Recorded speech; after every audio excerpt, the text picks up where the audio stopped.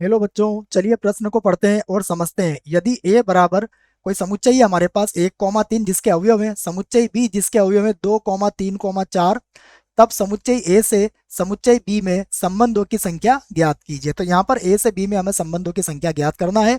प्रश्न को हल करने से पहले प्रश्न के लिए मुख्य अवधारणा लिख लेते हैं, जिसकी सहायता से हम इस प्रश्न को हल करेंगे। तो अवधारणा मुख्य अवधारणा में हम संबंधों की संख्या ज्ञात करना सीखेंगे। देखिए, यदि हमें कोई समुच्चय ए दिया जाता है और समुच्चय ए में अवयवों की संख्या p है तथा समुच्चय b है जिसमें अवयवों की संख्या q है, तब तब a से b में, या यूं कहेंगे आप, तब a से b में संबंधों की संख्या संबंधों की संख्या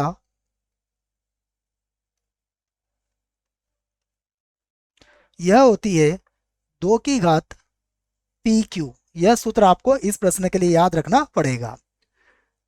तो अब देखिए प्रश्न में हमें क्या दिया है, उसे लिख लेते हैं। तो प्रश्न में हमें दिया है, देखिए सबसे पहले समुच्चय ए का मान दिया है।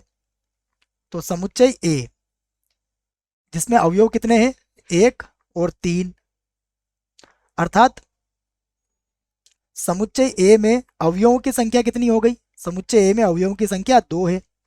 उसके बाद समुच्चय बी दिया हुआ है, समुच्चय बी के अवयव है 2,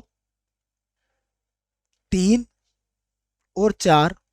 तो यहां पर देखें आप, समुच्चय बी में अवयवों की संख्या कितनी हुई, हम गिन सकते हैं। समुच्चय बी में अवयवों की संख्या है 3। तो अब देखिए, जो मुख्य अवधारणा में हमने सूत्र लिखा उसका प्रयोग कर लेंगे हम, और यहां पर लिख सकते हैं ए से बी में संबंधों की संख्या। तो अतः ए से बी में ए से बी में संबंधों की संख्या,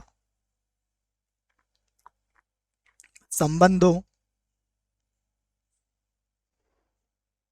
की संख्या, देखिए ए से बी में संबंधों की जो संख्या होगी वह हो जाएगी 2 की घातांक 2 × 3। ये लिख लेंगे हम। अब इसको हल कर लेते हैं। तो ये हो जाएगी 2 की घातांक, 3 को 2 से गुणा करोगे तो 6 आ जाएगा।